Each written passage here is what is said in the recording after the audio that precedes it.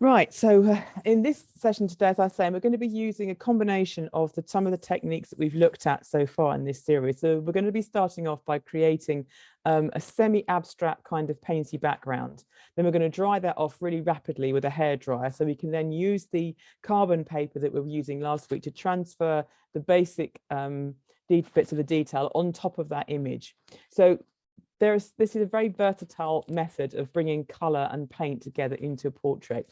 So when you start your portrait, you've got an endless realm of possibilities to use it. But I think one of the things you can think about again is the thing that I always relentlessly say to people, that a portrait is not just about reproducing a photograph. It's about trying to express something of the person behind that photograph. So you could choose to do quite sort of naturalistic colors, sort of related to flesh and hair, skin tones, that sort of thing. But you could also, and what I'm going to do is to use quite unnaturalistic colors to sort of create a feeling of just strangeness and wonder and sort of magic behind the sort of image. So although I've got the image of, I'm doing this photograph of David Bowie here, I've got the image here. I'm not going to try with this painting to reproduce it exactly as a sort of painting first, because again, I'm not trying to get a carbon copy of that image. So what we're going to do is we're just going to kind of get some water onto this surface, and then looking at this kind of picture here, you can kind of see where the main areas of shadow are on the image. If I move it directly onto the camera, we can just look at that together more easily. So there's obviously quite a lot of shadow down one side of the portrait. The face area here is quite light, so we're going to kind of leave that alone with the paint. And then I've got this kind of darker jacket area down here. So I'm going to roughly kind of put in the paint into really roughly where I see the shadow. And I don't need this to be, as I'm saying, a replica. So it can be as loose and as flowing as we want. As we get into it, we might chuck some other colors into it and just kind of create a background. Once the paper is dry, what we have then is a fantastic colored background to impose the detail of this portrait onto, and then we can work into that with color pencils and pens and other things to bring out the detail. But we're going to hopefully get the whole thing to work together. So to begin with, I'm just going to get some water and the largest brush. We're only going to be painting for a short amount of time today, so the key really is to not overwork what we're doing and keep it very kind of light. So choose maybe for yourself a color palette of maybe 2 or 3 colors that you think reflect the personality of the person that you're trying to draw. So for this one, I'm going to use some blue tones and then probably a yellow or orangey tone to kind of be the kind of highlight area. I'm just trying to reach a paint. I've managed to put my paints just out of reach, and I'm attached to my computer by headphones. So I'm just trying to maneuver over to pick up my paints without destroying everything. So just give me 1 second to do that.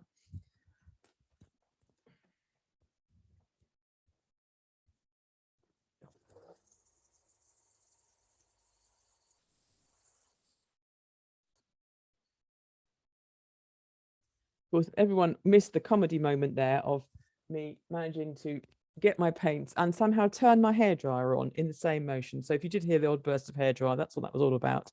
So I've just got here a nice big brush. This is very much a big brush, kind of no detail, no accuracy required, and just a little bit of water on my brush. And I'm going to just sort of paint to begin with where I'm sort of seeing the shadow. So literally just to strip down one side, and then a sort of triangular shape here. There's a little bit of a triangle of skin sort of in this kind of area, but just like a rough kind of shape there. And I've got to try and get it roughly the same scale as the picture. And I'm working on a bigger piece of paper, so I have to remember that. And then a little bit of darkness kind of through there, and maybe just some shadow across kind of there. So I've just painted that in water, which is invisible painting, which I realize is quite hard to see. But I'm going to come in now, and I'm just wanting to let the paint mixing up my watercolors, just a little bit of water and paint, quite wet. We're working, as they say, wet on wet, and I'm just going to paint that on. And I'm not trying to reproduce the image in front of me at all, really. I'm just hoping to get some interesting areas of background that I might explore later. So just getting the paint on the canvas, and you can try and sort of do a rough outline of what's going on there in the drawing, or you can just go completely, bananas and have fun with the color, because it's not about trying to do a portrait at this stage. I'm just going to play with the colors. And what I'd love to get is some really interesting sort of swirls and just backgrounds of, you know, like bits like this where the paint sort of runs together and it looks really interesting. That's really what I'm trying to get. I'm not worried about anything more than that. I'm not trying to paint a painting of David Bowie at this stage. I'm just going to get some paint onto that surface, and I want to get some colors mixing and sort of melding together. So where I've got that blue now, I'm going to start adding some slightly different blue tones into it to see if I can get some more paint going, so I can get some effects coming. And you know, you can play around like these things for ages. You can create all sorts of psychedelic, wondrous backgrounds, and that's really what it's about at this stage. So I'm just going to add some blue in. I want to get some purple in there as well, I think, just to intensify that. Oh gosh, I'm nearly out of purple. I'm going to have to invest in some more purple paint quite soon, I think. Obviously, a purple is a color that I'm drawn to because it's running out. Purple and turquoise seem to have gone mostly. So where I've still got this nice wet surface, I can add some lovely purple kind of color in. And I've no idea where this is going to end up in the actual picture, but we just want to get some color in. I want to get some more splats going, so it's a bit sort of, and if I get dribbles, I'm going to go with the dribbles. I'm a big fan of the dribble down the page because it can create some really interesting effects. And I kind of do want to challenge myself to find a really interesting background to work on. So one thing you can do, if you've ever tried this as a experiment, if you've ever got one of those bottles that you use for misting plants, or an old trigger spray of cleaning spray, this sort of thing, with water, you can kind of like shoot it at your picture, look, and you start getting some lovely, the paint starts breaking up and you get some lovely misting kind of effects, and you get some really wet surfaces happening. You can get a similar something effect if you sort of like get an old toothbrush and kind of splat the water at it, and you know, it's just really have fun and see what creates, because I think these sort of marks are much more interesting to kind of work with, and we never know where they're going to take us later. We're going to come back with a drawing on top of this, and we're going to see, you know, sometimes it might be completely disconnected, other times it might, you know, it might do something really strange where it lines up with part of the image. We don't know, and that's kind of the fun that we're kind of exploring. That's the sort of fun thing. So I'm just going to get a bit more blue in, so I've got a lovely sort of weird dribble happening here. Who knows what that's going to look like? This is the exciting bit, you see. This is why I sort of love doing this in this kind of way. So I'm just creating myself that sort of background, and then I think I'm just going to add in a little bit of a different color, sort of where the face is and maybe the light on the wall there. So I'm just going to use a contrasting yellowy orange kind of color, if I can get, oh, my brush has gone into it a bit, so it's going to come out a bit greenish. Well, it's going to be a bit greenish, you know, like I said, it's abstract, so we don't have to worry too much about these things. So I'm just going to get a yellowy, greeny, whatever color I come up with, and that's going to come into, maybe into sort of around here. Just bring that up into sort of different areas. See, it's not supposed to look like the picture at all. And if it does, that's, you know, like they said at the start of movies, any resemblance to a real life person is purely coincidental, because at the moment we're just trying to kind of break it down into these very separate areas of color and light. So we've got this coming through here, and I'm just going to add some of that down in there, and I managed to get a bit of a darker orange in there as well. And I think it's a bit, suddenly gone a bit squarey and blocky here, so I'm going to get my spray and I'm going to shoot it again. Again, if it happens to you, a brush of clean water, a clean water brush, just dab some water into it, see if you can break anything up that's too regimented. And that's all I'm going to do. That's what I wanted to get, is, oh, look at these lovely runs whooshing down the page, absolutely gorgeous. No idea what they're going to look like with the finished thing, but I think they're going to give us a really interesting surface, and that is literally all the painting I'm going to do, because I just want to break that background surface up. I think it's an old adage, an old thing we used to do when at college, and you have to make loads of sketchbooks about things. A beautiful white page of a sketchbook can be actually a very daunting thing to try and put a drawing onto. So sometimes we used to get whole sketchbooks and just fill every single page with abstract color without any kind of thought about where we were going, and then work on it. And you find that once you've kind of got something on the paper and it's there, it's actually a lot easier to start in and to actually get some marks on there because you're less precious about it. And so you can just, you know, spend some time creating yourself some fantastic backdrops to work on. And it's a great way of finding a sort of unique approach to your painting. And you know, and you might just do like a load and find that some of your paintings really make you think about somebody and you think, right, this backdrop's for them, kind of thing. And of course, we can bring in the collage techniques that we looked at as well. You could collage on top of this. You can draw straight onto this. You can use a light box to transfer stuff onto it, but we're going to use the carbon paper. But the first thing, or the next thing we're going to do next is to dry that off. So I'm going to get my hairdryer and just take the wetness off the surface. It needs to be dry to touch because you're going to want to then draw on top of it. And you don't want to be working onto a wet surface with pencils. So I'm going to just mute. It's going to take a couple of minutes to dry that off now.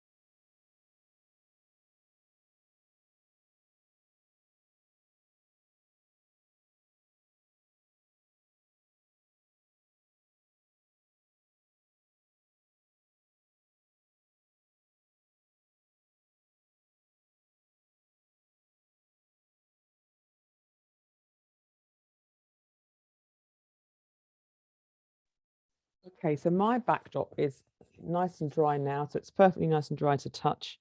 If I just bring my camera back a little bit, you can see it's still relatively pale because watercolor does obviously dry paler.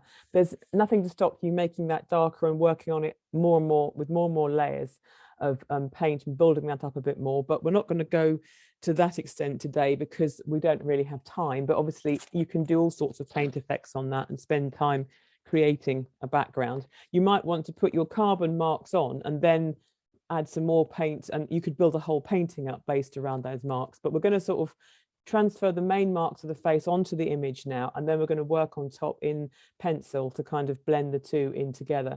And we might bring some paint in. Well, you know, we're going to play it by ear, basically. We're going to see where we want to go. So if you haven't used the carbon paper before, you've got two sides. You've got a shiny side and a matte side. The shiny side is where the carbon lives. So you want to put that down onto your, so that it's touching the paper. I'm just going to masking tape it down on the top like that. The carbon paper comes in a whole range of colors. I'm just using the traditional black, which is the cheapest, but you can get it in blues and reds and other colors like that, which might be useful if, for example, you're doing this sort of blue painting. You might decide to use a blue line carbon paper, because then that way you've got a blue line going on to a blue surface, so that would sort of make sense. So I'm just going to sellotape or masking tape, sorry, the picture on. You have to kind of balance between getting it to hold on with the masking tape and just being a little bit careful when you peel it off, because you don't want to take the surface off from the paper.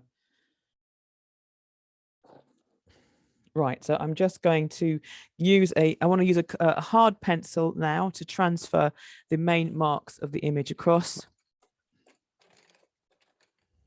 So there we go, just like a B pencil. And then we're going to just look at the face and try and choose the main features that you think are going to be the most useful to kind of get it sorted and get it sort of on into the right space. into the right proportion is what I'm trying to say. So I can see a fair bit of structure and detail around the eyes, nose. The end of the nose kind of disappears into light, so we're not really seeing that. And then we've got mouth, we've got hair, and we've got things like that. So I'm just going to outline with the pencil some of the detail of the face, just around the kind of eyes in there. I just want to double check that it is coming through, because it's really frustrating to do loads, and yes, you can see it's coming through, but they're always worth checking, because you don't want to spend a long time drawing and then find that nothing is transferred through. So I'm just mapping in there where eyebrow comes. We've got a certain hooded quality to eyelid at this point here, and just going to fill that in. Just, you don't have to do every single line, but it's all the lines that you feel are going to help you get the basic proportions of the face kind of where you want it to be. So the lines are quite hard to erase, so you kind of have to work with them. So think, you know, how much do you need to put in? Think about the key characteristics, and, you know, don't be frightened about putting in details that we may regard as being unflattering. So he's got quite a down turn to the edge of his mouth. Don't worry about, you know, making him look mean. It's that's going to make him hopefully look like the person he's meant to be. It's very difficult, you know, if you know, people, you want to flatter people with your foot, particularly if they're friends and family, because that's what, you know, what we're like. But it's the little quirks and the things that, you know, might not be conventional that actually end up making those faces so unique and so attractive. So don't worry about that. And there's a dark area, and so I'm thinking of mainly the kind of the dark areas of shadow. So there's definitely a fair bit of shadow in here. Okay. And then you've got some darkness kind of around the root. So I'm just doing a few little lines just to kind of indicate for myself, so I've got a sense of where they come. I don't need to do them all in, but just, you know, to get that kind of feel in. We've got to think about chin line here, because luckily this is cut out strongly against his black jacket, so that allows me to get the edge of that chin shape in. We've got shadow area, and you can just sort of like dash in some lines just to kind of give you an idea. We've got a collar kind of coming in round here. We've got the edge of the jacket, which I'm going to put in there just to sort of, and I can just about see where the collar is coming here on this one, so I can put that in.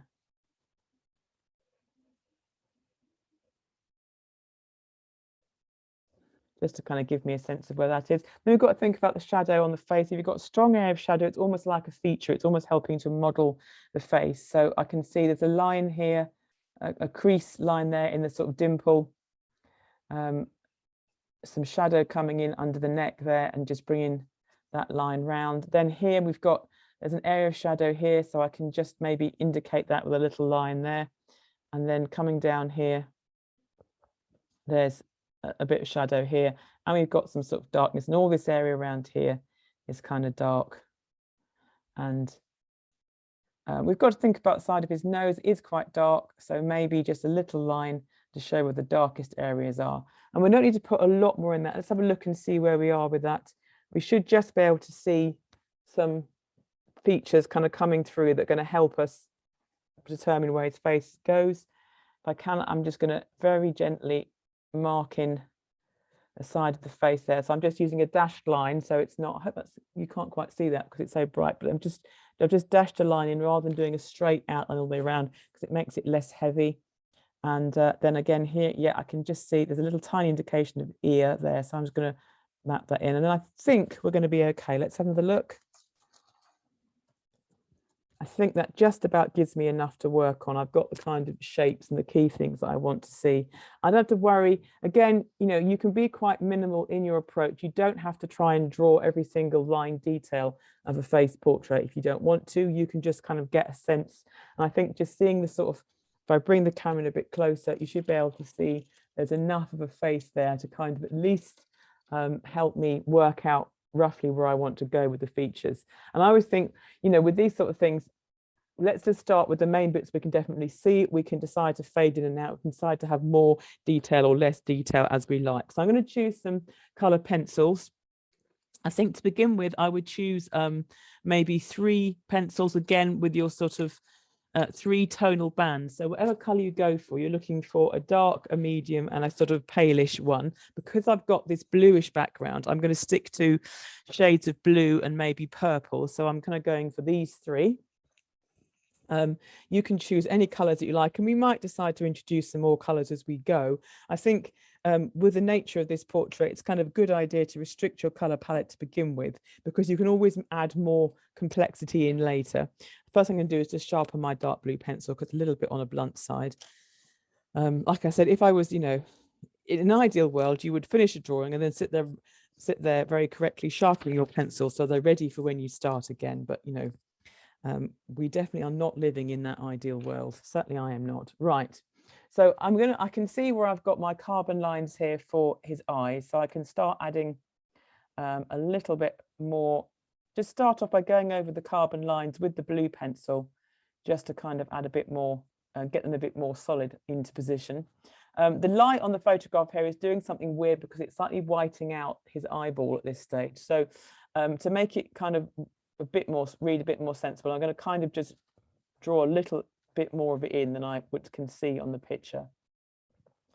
And then I can see between, if I move this a bit closer so you can sort of directly like look across, we can see there's a sort of strong bulge in his kind of upper eye there. And I can sort of, I haven't quite marked that in, but I can say, well, look, there's the eyebrow, there's the eye. So I can guess that I'm coming in somewhere in kind of around there. So that's gives me that sort of edge of his face just to, and I can bring some of that shading line in. I can go dark, I'm going to go lighter.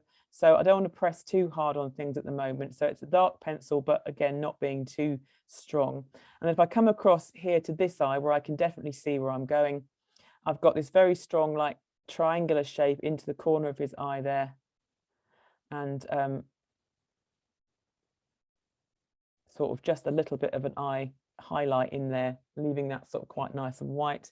And then I can come across in the length, I can get the sort of eye in here and just look at the shadow. There's quite a sort of strong, almost like eyeliner of shadow kind of just coming underneath. I'm going to keep it lighter than the pupil at the moment just by doing light colouring without strong pressure. That's just kind of going to give that in a lighter way. And they've got this very dark shape here round the corner of his nose. So I can at least see where the eye is, and I can kind of make an assessment there. Well, it's sort of almost try and see the shadows if it's like a pattern. So because I can see almost like a sort of a beak of shadow kind of coming across his nose. And with the face that you're looking at, whether you're looking at this one or a different one, try and see the shadow away from being a part of a face and see it as being like something that you've got to fill out like a pattern, I said, like a surface decoration. And then if I look at that very dark bit of shadow there, that can go a bit darker now that I'm sort of happy where that is going. And then there's a definite little triangle of mid-tone kind of popping up above that. So I can just see that. And I know it's sort of coming in line with the eyebrow. So let's draw in the eyebrow kind of along here and along to around about here. So that's just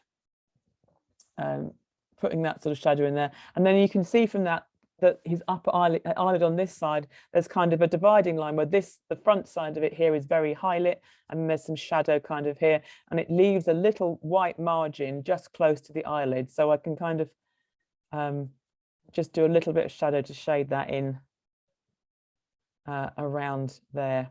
So that's kind of given me that shade. Let me see if I can get my camera to sit a little bit closer.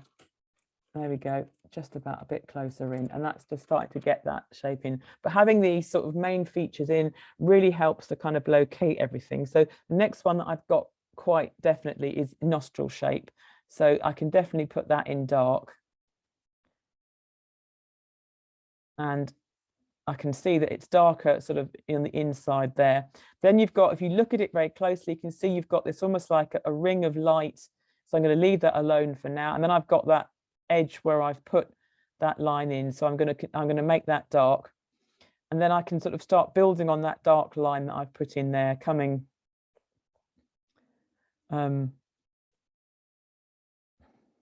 just leaving that edge of light against the sort of nose area. So I can just bring that little patch up a bit closer. There's a sort of dark bit next to that. There's actually a sort of paler bit in between, but there's that sort of dark, crooked kind of area just there. And then I can bring a little bit more of shading just in the tip of the nose. You can't see this side of his nose at all, so don't try and put it in. Don't try and make up what's not there, because you've already got, always try and draw what you're actually seeing in front of you, and then it'll work. If you try and, so when you try and impose a bit of line that's not there, that's quite difficult to work out, because you don't know what you're doing, because you can't see it, you see. That's how it works. Then in between these areas here, there's a patch of mid-tone, and luckily they've got this nice stripe of blue paint. You see how that's come down? Now obviously there's no way we planned that, but it just, in this instant, this moment is working quite nicely. And that's kind of why I like doing this, because I just like those moments where what you did very randomly kind of connects with what you're trying to do in reality. So pencil pressure wise, if you're not sure, you want to go slowly, just do a very delicate little round and round movement, hardly touching the paper. And then when you want to get darker, you can just put a little bit of extra pressure in, and that's going to give you that sort of stronger tone. And almost getting like a sort of zigzag pattern, which of course for Dave Bowie is quite ironic that that sort of happening as his famous sort of Ziggy Stardust makeup. But I'm going to just then do a little bit of mid-tone into that, and that sort of comes down almost the top of the nose like that. And if we look at the space underneath, well, there's my nostril there, and I can see under here like a little lick of shadow coming under there. So let's get that in, even if I can't work out the rest of it. I can certainly get that bit in, because now I know where that nostril is going. So that's sort of coming in there. So again, it doesn't have to be every single bit. We can sort of gradually build it up as we get more confident. Now, if we look down around the sort of mouth area, we've definitely got that line in for that strong crease of the mouth there. So let's bring that in as a line. Let's make that a bit stronger. And then coming off that is an expansive mid-tone. Again, it's sort of, in my picture, it's going into this sort of browny area, but we can see that that's sort of darkish in there. And then we've got mouth kind of area here. So there's that downturn that I spoke about earlier. So let's get that in to be quite dark. And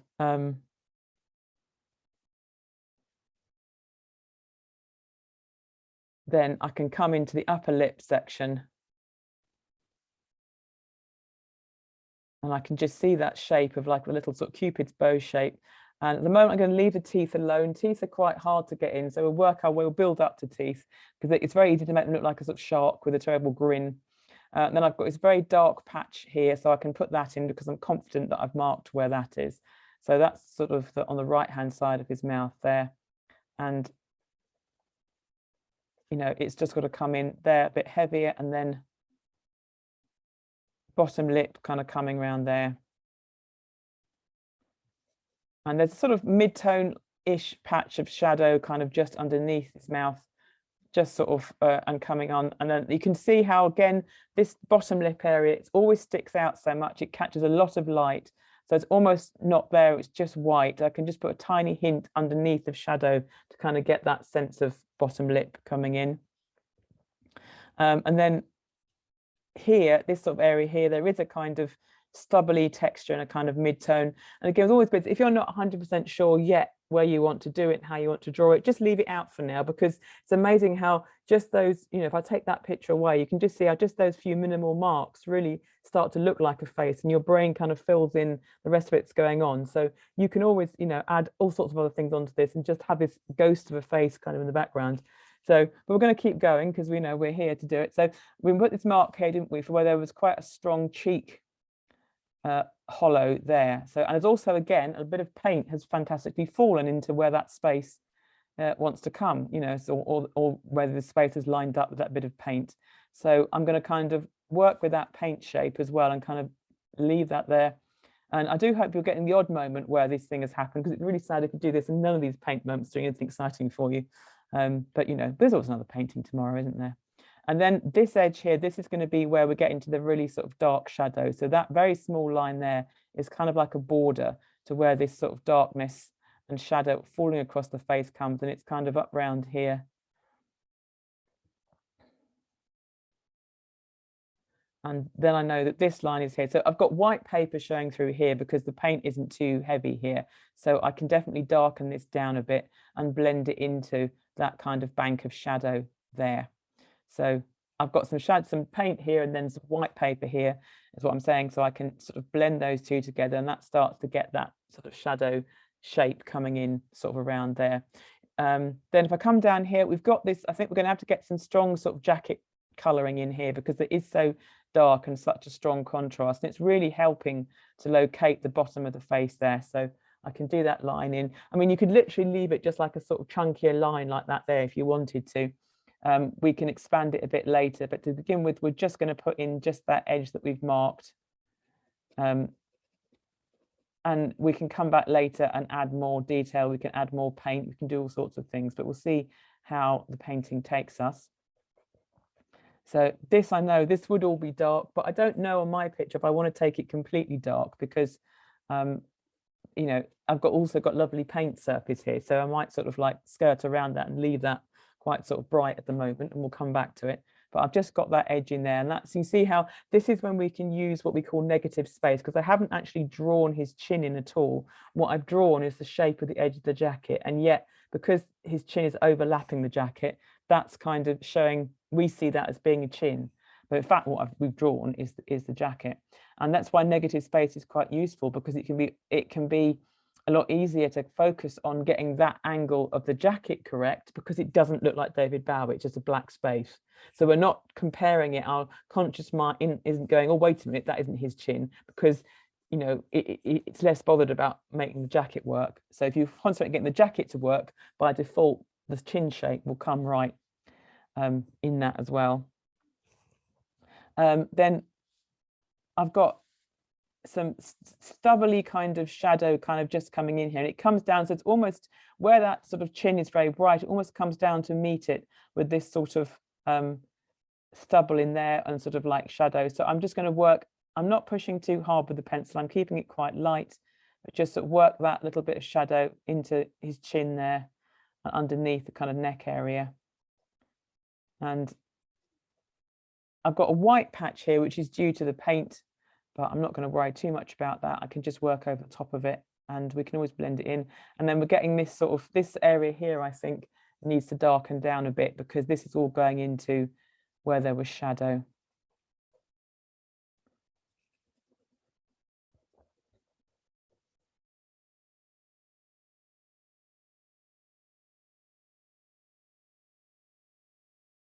There we go. And just sort of bring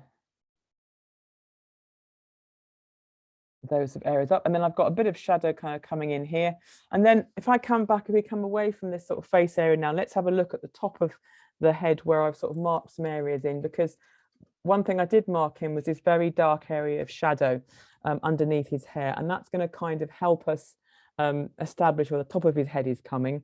So I've got all that shape in here, so I can just, as a starting point, again color that in quite dark and blend that into his eyebrow shape, kind of coming off that, and that's going to help sort of determine forehead. That's what, so, and as I've drawn that all in and we know where it is, we can be quite confident in filling that in. And again, it's like the same things with the chin, that bit of shadow, that shadow shape there is helping to draw in forehead shape. So we're not drawing a forehead, we're drawing that bit of shadow. So I can draw that in nice and dark, and that's starting to establish his face on that kind of side. And then I've got some root areas here, because we've got that dark shadow there. So again, I'm just going to use some flicking lines. So sort of not trying to get hair perfect every single line in, but just using some, I've got some little marks here of the pencil that I've made. So I'm going to just flick some lines up kind of round into that. And then I've got this sort of dark parting areas kind of here, and then I've just put in that little flick down, sort of half moon, I suppose, yeah, sort of like a flick down, and then the lines are coming down, the shadow lines cast by the hair are coming down, and they're slightly going across the end of his eye, and I can see where the end of his eye is. So I can make, and what I'm going to do is I draw that shadow line down there and then a shadow line on the other side, and kind of leaving a strip of pale paper showing through between that. And that helps just to kind of show where that hair's coming down. So that's just got like the really sort of basic detailing of the face.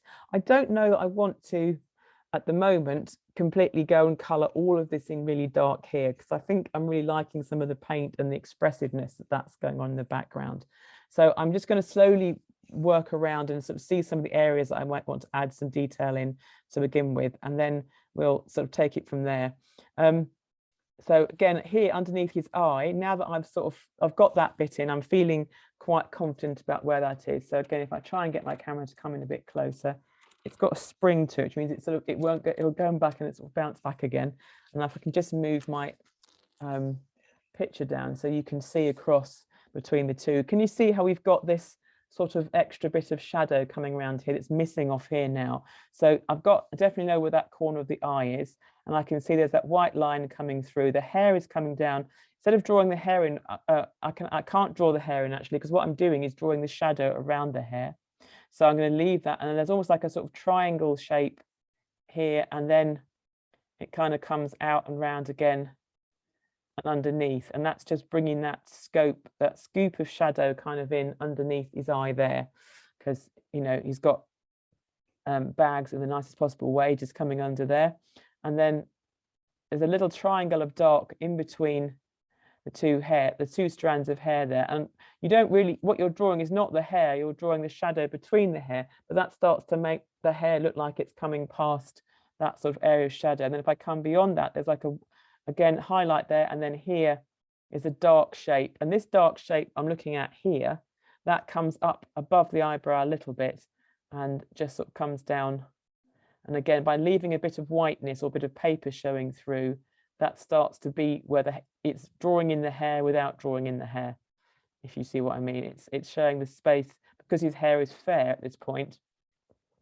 What we're seeing is the colour cast, the shadow cast by the hair, and we can just start to seeing that kind of appearing in the picture. And then as we come down a bit further, well, we can go right, that's sort of, we see we've got this area here that's kind of coming down to meet, which is this bit here. So we can bring that bit of shadow down the face into this area. And I think, right, okay, so now that I can see where that's coming, I feel a bit more confident in expanding that a bit in there. I can expand that bit of dark shadow a bit up to kind of meet where that hair comes, like that. So we're starting to get a bit more of that sort of detail in coming through around there. So, and again, I think now I've done that bit, now maybe we feel brave enough to kind of see if we can get some more detail into his mouth section. So again, all this area up here could come slightly darker. So I'm going to just put a little bit of, I'm still being quite light, I'm not putting a lot of pressure on, just putting a little bit of shadow, maybe even letting some of the paper texture show through. So I'm not trying to color it in by sort of forcing like really thick pencil onto it. I'm just building up gently with sort of soft round and round kind of motion, just coming in round there.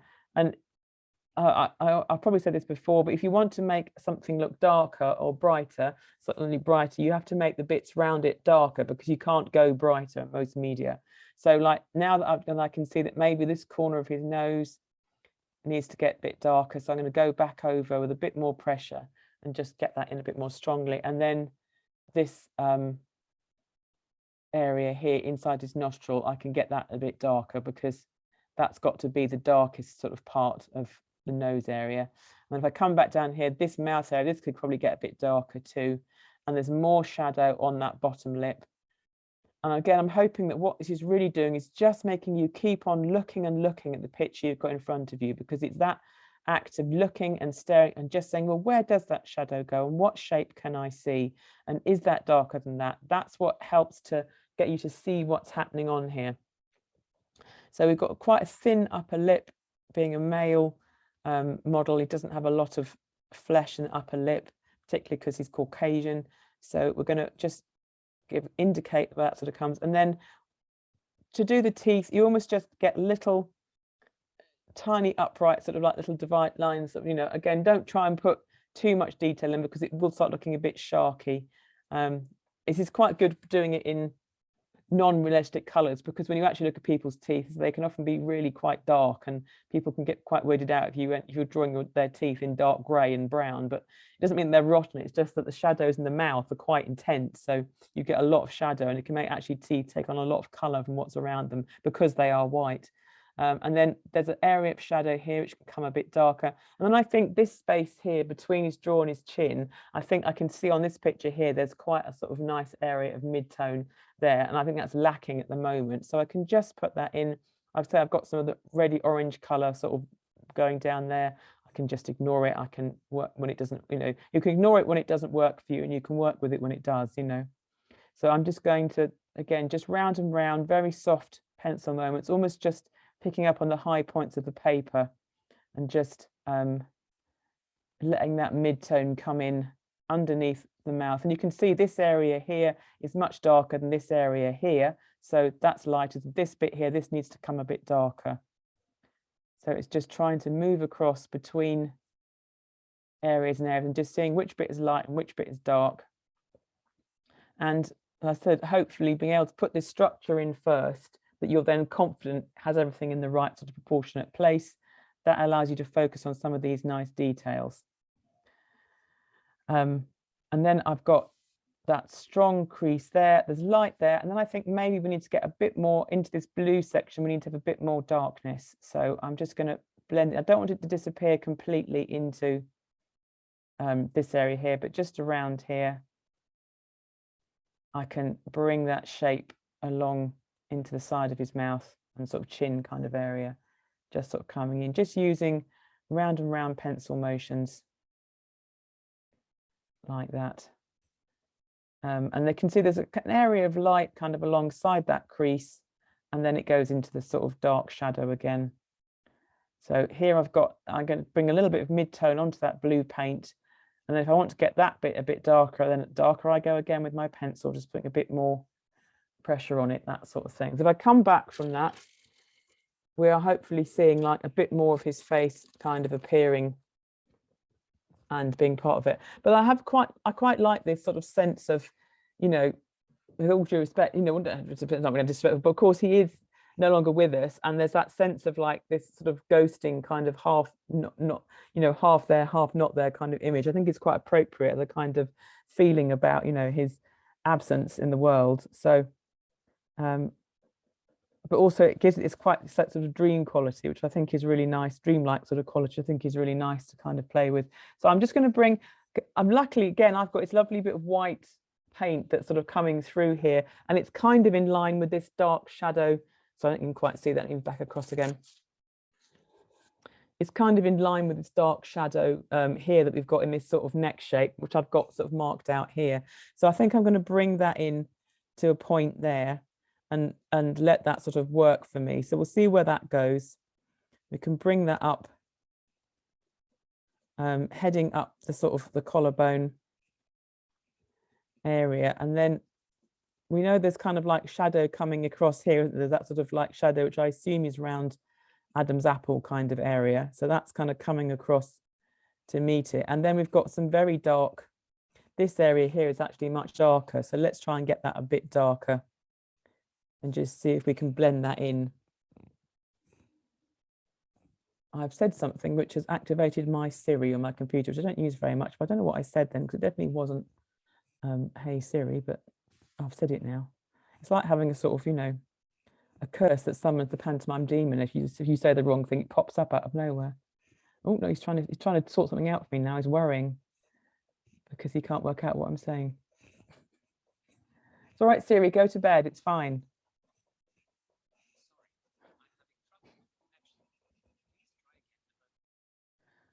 Thank you, Siri. Right, so I'm just building, so we've got this dark area kind of here, and then it's very dark. And then this line here, that's definitely very dark. Let me just tilt the camera down a bit. That's definitely a very dark line down here because it's sort of falling into that, again, jacket kind of area. So I can definitely make that dark and bring that in there. And I can come up into this sort of pool of shadow. And then I'm just going to let it fade into the paint that I've got here. So I'm not going to try and make all of this area really dark. I just want to kind of blend that paint, that pencil into the paint mark, or the paint mark. It's not really a mark, is it? Into the paint area, so that it's just softening into that space. Then I've got this hard area of shadow in here. There's a bit more shadow kind of coming down from that. And underneath here, I can see that's where I've got the sort of strong shadow again for the sort of jacket edge. So I can darken that down a bit, but I've got this nice bit of paint that's kind of spilling down here. So I'm going to kind of use that as if that was where the jacket was going, or as if it's part of the jacket. I've got a strong line here. That's a little bit of dry spot in the paper which didn't paint, so I just want to bring that line across so I know it's doing the same thing. So but under here, under this area, is again a sort of a mid-tone area.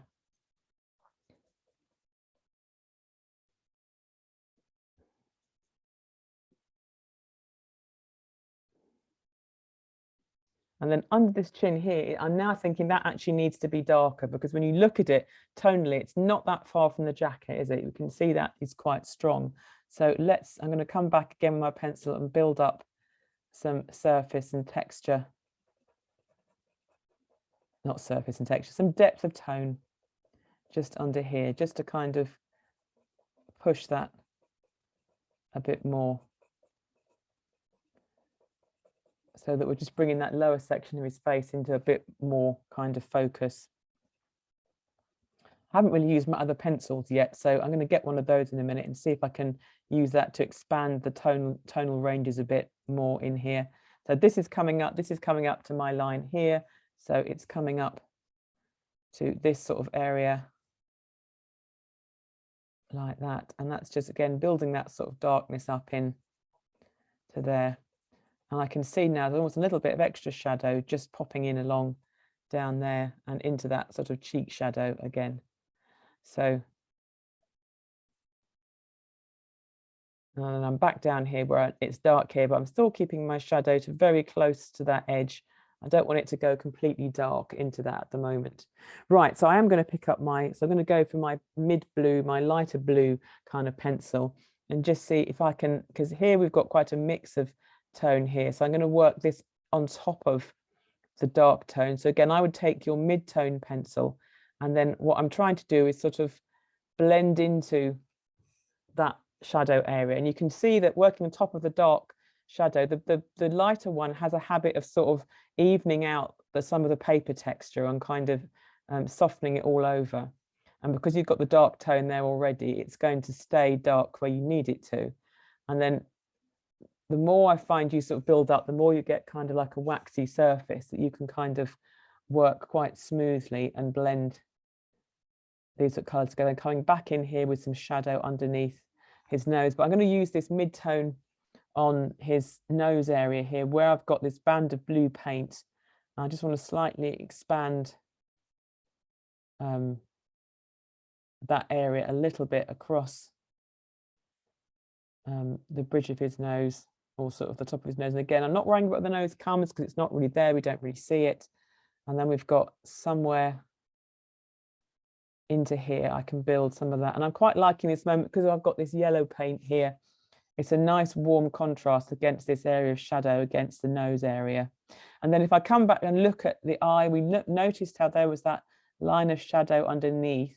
But if now that I've got the mid-tone color, I can slightly continue that into underneath his eye area, and then I can use that to go over that bag, or sort of the line under his eye there, but without making it too dark. It just adds the definition of it, but it's not going to take it too dark because it's a lighter sort of tone pencil. Just adjusting my camera again, and then you can see like up here there's a triangle of shadow that we looked at earlier, and I'm going to just sort of go over it again in the mid-tone because I can make it a little bit more obvious without it becoming too dark. And let's come across to this eye here, and again where I've drawn in that underline there, but again I can spread that out a bit with some of the mid-tone blue because it just adds to that sort of softness and it gives me a bit more range in the shadows that come around there. I think I need to get some more darkness. Using the pointy end of the pencil will always help when drawing. I need to get some darkness into that corner of his eye there, just to make that a bit starker, because it is quite sort of strong. But then I can come in and just soften that shape that we saw. I can soften that off with a little bit of mid-tone, just to give it a bit more roundness. And then again, there's shadow being cast there with the sort of hair kind of coming onto his face. And I can start getting some, I'm going to use the blue as a kind of line kind of coming through here. And I can get some more of this hair texture just by using flicking lines. And they don't have to be exactly what's there, but they'll just start to give that hint of a kind of that shaggy hair falling kind of feel.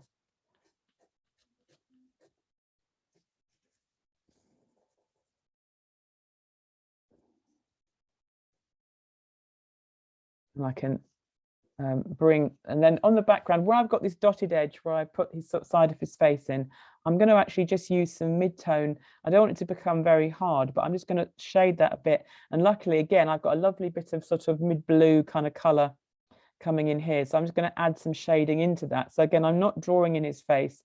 I'm just putting in some shading on the background. And again, using that line as a guide, it's just helping to make his face shape pop out a bit. But again, just like we did with the chin, I'm not really drawing the edge of his face. I'm trying to see some of the patterns in the brickwork behind, and I'm drawing those in, because sometimes it's much easier to draw those than it is to draw in the actual shape that you're trying to get right. And again, for the hair, where it's very bright, I can do like the outline of kind of where it's standing against the wall, or where you can see background against it. I mean, it's not actually standing against the wall, but you know, you can see that kind of flow of shadow kind of coming through there. And that's sort of because this paper is lighter, it's making that stand out, making it pop out a bit more. So you're sort of seeing it, although you're not drawing it. It's, you know, kind of cleverness. And then I think in his eye here, I'm going to get a little bit of this pale blue into the corner and up into there. And where we've got the edge of his forehead here, I can just use that pale blue to add some softened tone kind of just coming through there. And again, up here, take some flicks of paler blue. So I'm getting that kind of more salt and peppery kind of, or blonde streaks kind of look, as I suspect it probably is. Then I'm liking this kind of technique with this sort of, so I need to bring it into this eye here. So to do this, what we're doing is just going over the top of the dark pencil in the mid-tone, and then just slightly moving out to soften the edges of the tone. So I'm on top of that dark area that I've put in, but I can just bring it slightly further out into the lighter, whiter kind of area. And that just gives that a bit more dimension, a bit more gradual gradation, just sort of softens it and it makes it work. I think it just gives it a bit more skin-like texture, even though it's blue. And again, round here, again, I can just soften that moment where we get that highlight. Coming down, looking at his eye, we can bring that as a quite strong shadow. And it's quite tricky when you're drawing eyeballs to, you know, because your brain is saying to you, well, his eyeball is white. But if you actually look at it, there's a very strong layer of shadow that's being cast onto it. So if you get that in, then it starts to give the eye much more of a round feel, because it's sort of, you know, it has got that modeling shadow on it. And I mean, I don't mean modeling as in posing. I mean, it helps model the shape, makes the shape look real. And again, underneath the eye there, just coming underneath there with that sort of shadow, and then into that sort of shadow line and up into this dark area. And again, it's not going to make it go lighter, but it's just going to smooth it and blend it in a bit more. You can always put more dark shadow over the top if you want to. And then I'm leaving that hair as a kind of white line kind of coming through, because it's kind of blending in. Now I've got this area of paint here, I can work around it, I can blend into it, I can leave it just being an area of paint. I don't think that's a massive problem, but, and then I can come up into this sort of shadow area with my blue, just to kind of blend those in and bring that sort of softness, and then coming down here into this area of shadow, just working that paler color over the top, just to kind of even out what you're slowly doing is evening out that dark tone, because there's a big contrast, because of the texture of the paper. You get a big contrast between where the pencil is hitting the top of the bumps of the paper and then where it's leaving it in white hollows. This pencil, I find in the mid-tone, you can kind of like go into some of those white hollows and just sort of blend that and soften and get them sort of a bit more working together. And it just seems to give your shading more kind of subtlety. So again, here I'm just going to come across this sort of white area just to take it back a bit, because you can see at the picture, this area here is not as bright as this area here. So I want to knock it back a bit by using the kind of white, it's not even white at all, by using them pale blue. Sorry, sometimes the words get jumbled as they're trying to come out, as I'm doing my stream of consciousness kind of dictations. And then I come down here, and I'm going to blend all of these edges in and into this area here. Just going to work some of that blue over the surface just to soften that gap in. And then when I've looked at that, I might decide that we need to go a bit darker, and we can go darker again, because we're going to get the purple pencil out now and in a bit, and then that's going to really start adding some more depth of tone. So I'm just using that blue to blend into all these sort of areas, and again coming down onto his neck, so this area here. And this blue is almost the same color as this sort of the paint I've got going on here, so it's really good for blending this darkness, which we're not going to take as dark as the photograph, so we're just taking it into this kind of area here like that. And again down the side of his neck, I think we can blend this in really nicely down here. And I'm pushing relatively hard on this. I'm doing my sort of round and round like blending motion, but I am putting a fair bit of pressure on this to get this blue on to the side here. And again, just around his mouth, just under that upper lip again, maybe coming a little bit more into the chin. If you just leave the very edge of the chin as the paper background where it is, and then bring the shading along through that. And that's just adding that bit of extra depth in. Right, so let's have a little step back and see where we are with this one, where we're going with this.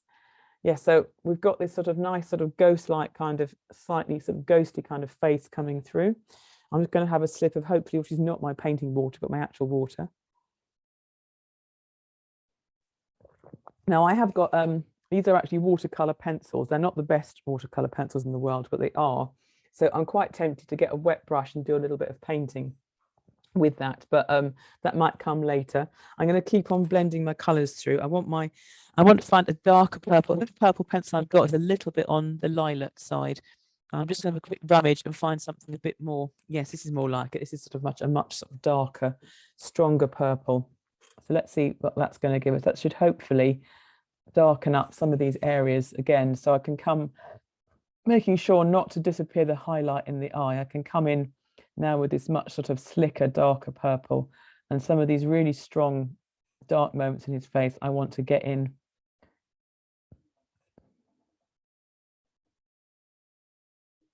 Like that. Just sort of coming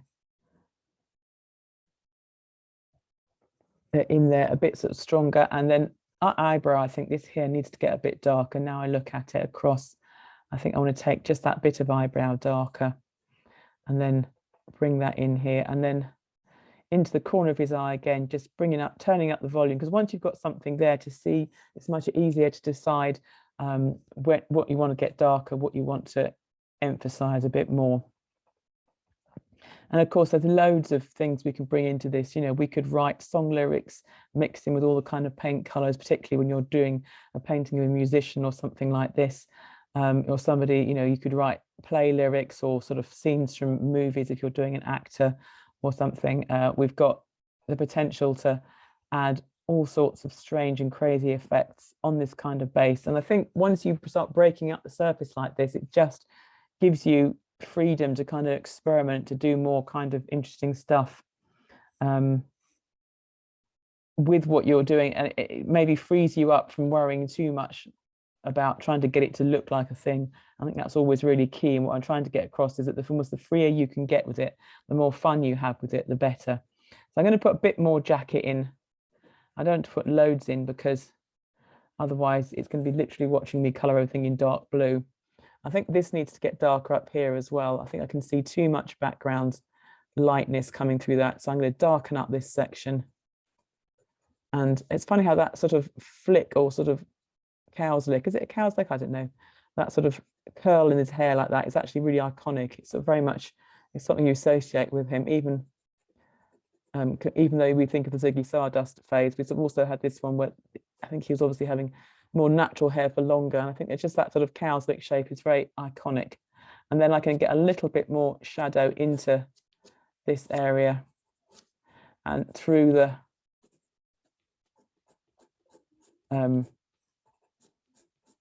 roots section there around the sort of middle, just sort of bringing those in. And we can keep coming up through, and you start to realize how much head you actually see in a portrait. There's actually quite a lot of head. You know, there's a lot of depth to a head. It goes back quite a long way. And that's often something that people sort of neglect or they get wrong. They sort of give them a little tiny bit of head and then that sort of looks kind of weirdly out of proportion. It's something to watch out for. And so I can just bring some loops of dark into up here. And then maybe as we've got some dark areas kind of here, I can bring a little bit of lines into this section. So we're getting a little bit more darker on this side, but we'll kind of see where we're getting from. Right, so I'm also now going to get, I want to get some stronger contrast into this highlight area. So I'm going to go, I don't know how well this is going to translate. If it doesn't translate very well on the camera, I won't spend ages doing it because otherwise it will be quite boring. But what I'm trying to do is add some yellow color into these areas where I'm pretty sure there's going to be quite a lot of highlight. So I'm just bringing some yellow tone into his cheek through here and into where I've got this paint that's come across here. And actually in the paint picture, it's a paler background here. I'm going to see if I can, I think if I blend too much yellow, it's just going to go a bit greenish. I fear that is what's happening, but I'm just going to try lightening it up a bit to see if I can bring some of that yellow across here. Maybe not so much. I think it's going to come out too kind of greenish by blending that in, but I think I'm getting a little bit more light in. I wonder if we can get a white pencil on that. What? Oh, now see, this is the thing of trying to find a white pencil because there's lots of different shades of pale yellow, but there's only ever one white pencil, and that is definitely hiding and is not forthcoming at all.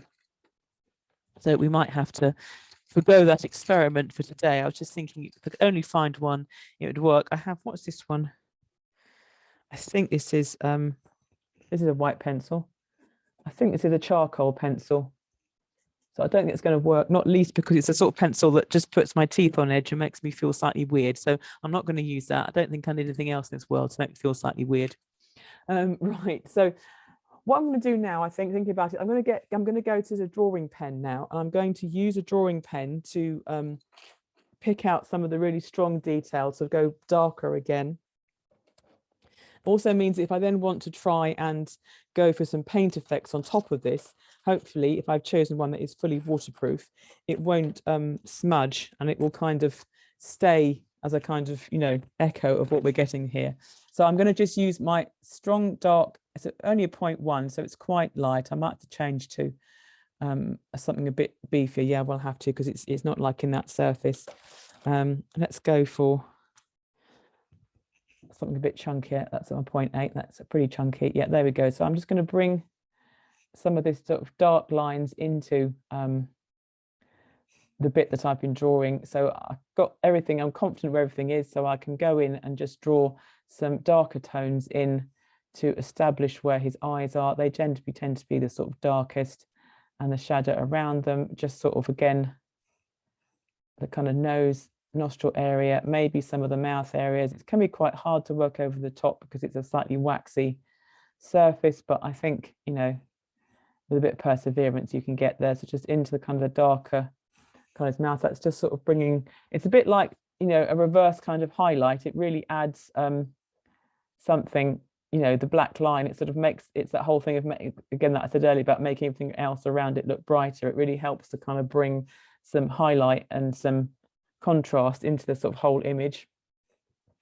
So let's come a little bit into those eyebrow shapes, very angular, coming down and round,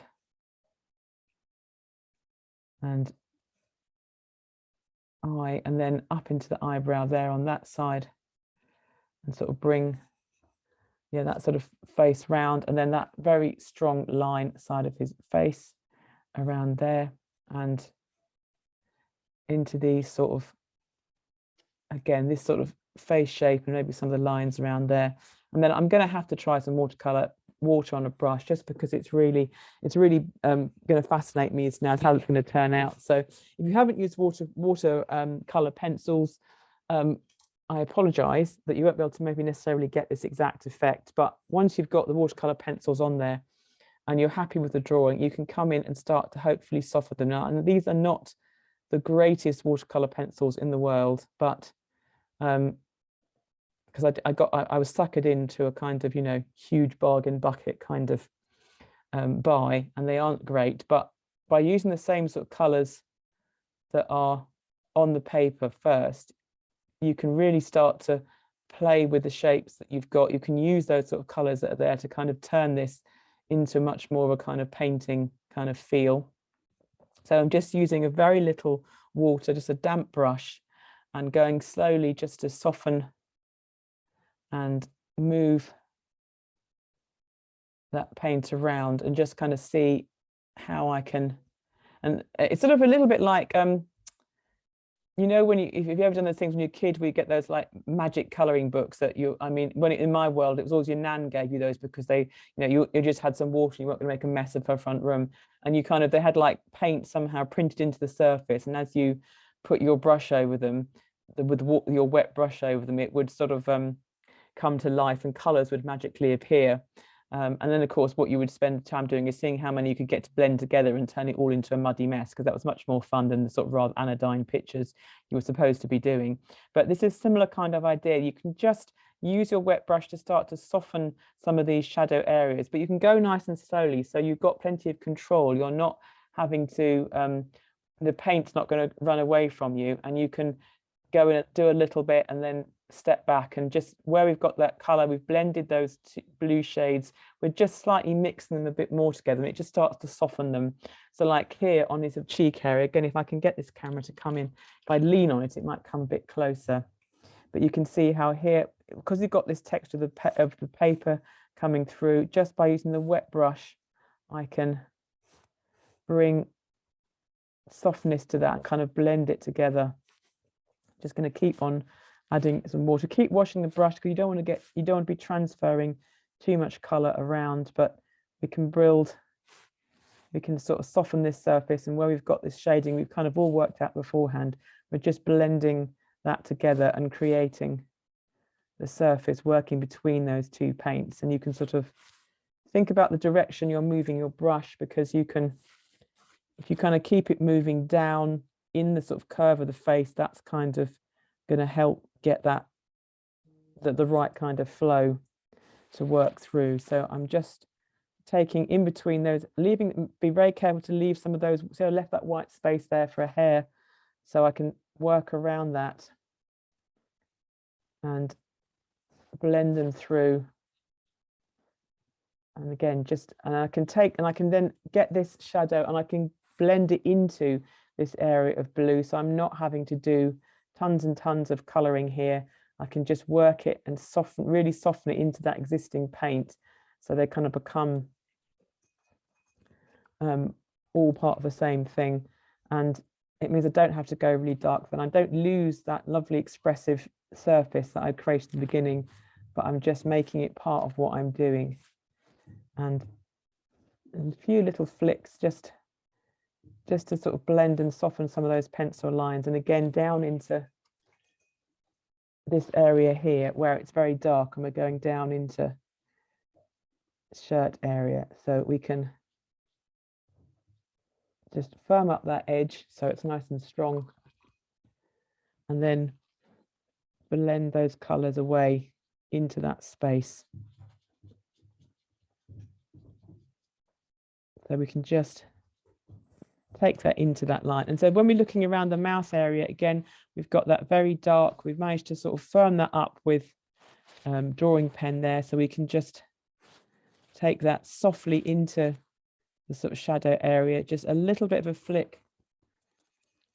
That's just the sound of me washing my brush in the glass that I set for drinking.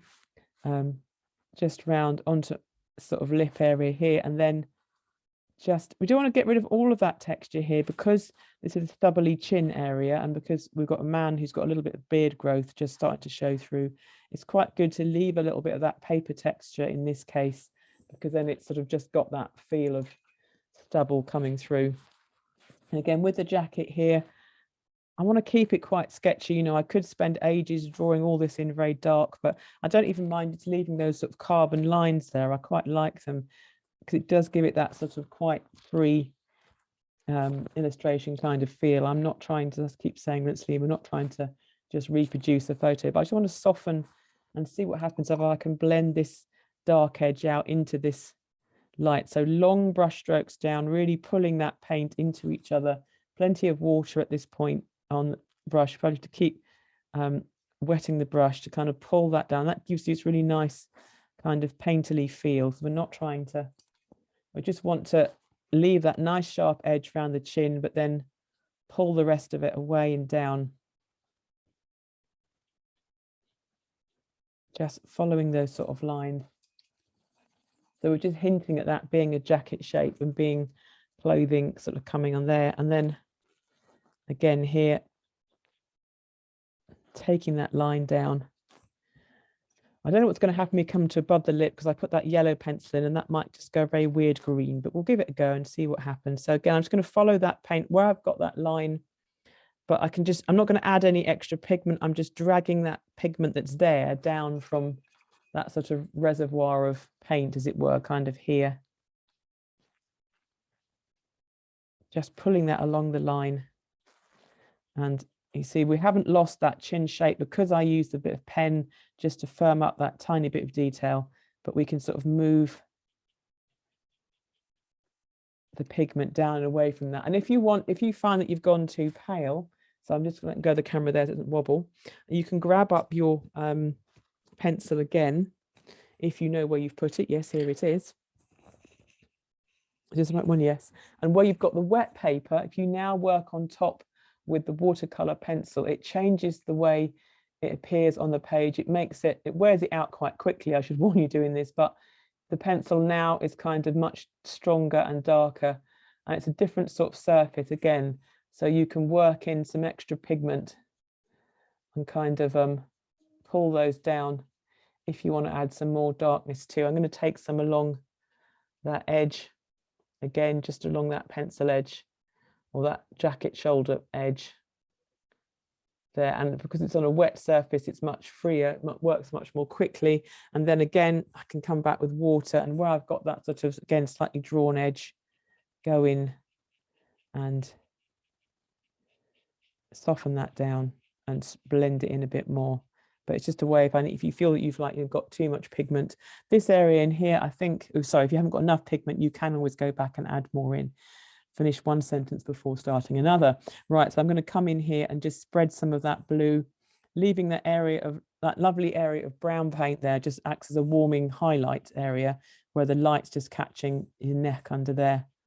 And we can blend those down, and almost the brush, when it's just got water on it, it becomes almost like a pencil or some kind of shading point, just sort of moving those together. Right, so coming up here, I want to see about the side of his face, kind of this area here where I put some yellow in. So I'm going to just add some water into that, and hopefully that's not going to pull too much blue color into it, because otherwise it might turn it very kind of greenish. And I can just tidy up, or tidy up, I'm not tidying anything up. I can just soften some of the shading around the nose area. I don't want to lose that white round, that light patch around the nostril, because that's quite important for modeling, for shaping the nose there. I can just bring a little bit of stippling into here. And then I think up in the sort of hair area up at the top, This now needs to be blended in a bit more so it becomes more like a dark shadow, because there's a lot of pencil texture coming through that. So I can, and again, just like you used your pencil to make like sort of hair-like flicks, just come through those pencil marks and just do the same thing with your brush, really, just some flicks to give that kind of motion and movement coming up through the hair, just to sort of blend it. And if you do too much and you erase too much, then you can always go back and do some pencil. You can let it dry for a bit or dry it off with the hairdryer again and come back, because you've got the two surfaces you're moving between, using a wet surface and a dry surface.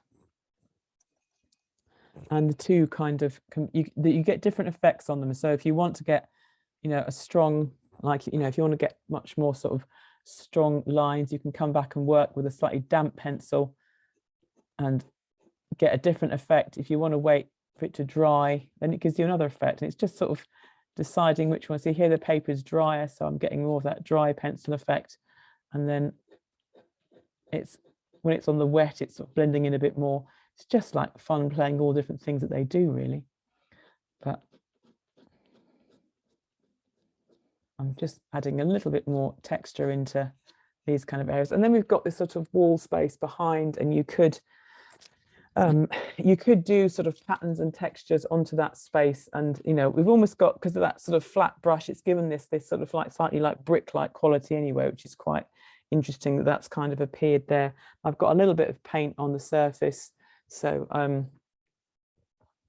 I can bring some of those across and that sort of thing. And so I'm sort of like almost at the point where I think I don't want to do too much more with this. I think it's quite a light touch approach, and I quite like that because it's quite minimal. And as I said earlier, I think it's because it does have that slightly sort of ghostly ethereal quality, and the colors are all strange and unearthly. And I think that's always been, a key to kind of Bowie's music persona, is that he was this sort of slightly alien presence, or sort of like, he had this sort of slightly otherworldly quality. And I think that's kind of captured in leaving the image kind of half there and half seen. But I think it also shows you how little of an image you actually need to have before your brain as a viewer starts seeing a face in it. I mean, there's not detail in most of it, and yet, we clearly see it's a face. I'm not going to specify whether we think it looks like David Bowie or not, but it's certainly a face, and we certainly put that together.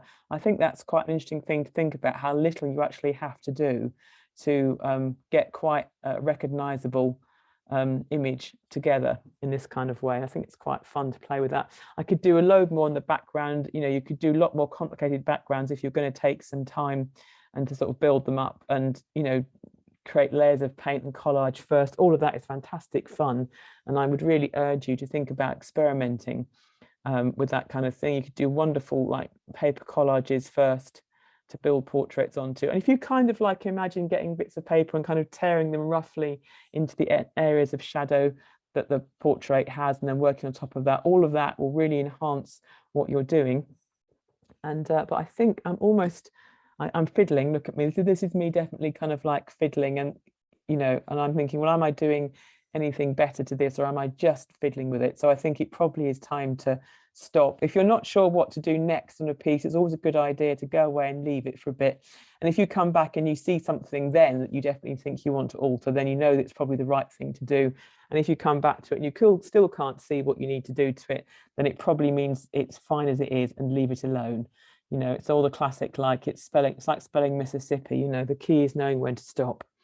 So I think I'm just going to do one little bit of softening just in that shadow underneath his eye there. And I think for the moment, I'm going to stop there. I'm going to leave that to sit, as it were, and think about if I want to do any further work on it. But there we go. And I hope that you have enjoyed creating this sort of background effect. Let me just tilt the camera up so we can actually see it without me holding it. There we go. So I hope you've enjoyed creating this sort of abstract background and working on top to create a portrait.